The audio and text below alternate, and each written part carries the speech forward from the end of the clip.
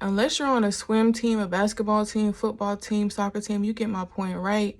Unless you're on one of them teams where you actually compete to win as a team, the word competition shouldn't really be in your vocabulary when it comes to your life and your purpose, right? Because I see so many people competing for stuff that they will never win. You can never compete to be someone else. There's a lot of people out here who wish they was not themselves, who wish they was somebody else. You can never be nobody else. You can always be you. That's who God created you to be, for a purpose, for a reason.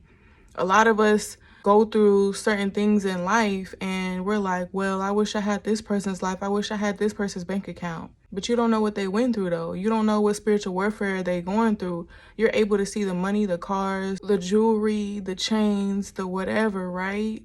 But you can't see what's going on behind closed doors. You can't see the demons that they fighting. You can't see whatever spirits are shooting those fiery darts at them, right?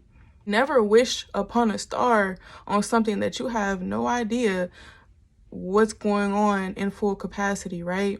You can't compete with nobody else's purpose. You can't compete with nobody else's destiny.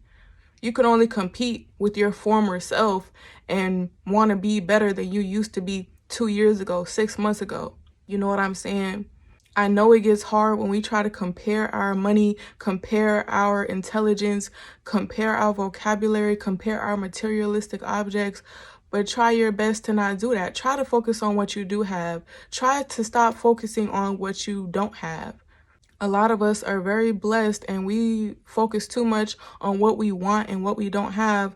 But are we really focusing on what we do have? Are we appreciative and thankful and grateful for what we do have access to? Something that you may be forgetting about being grateful for is something that somebody else is probably praying for right now. We got people competing with how big our bottoms are. We got people competing with how plump our lips are. We got people competing how long their hair is, how good they look, how good they don't look. Rate this person on a scale of 1 to 10. God's creation cannot be rated. Stop rating each other. Like, it's only causing insecurity in your fellow brethren and your fellow sister.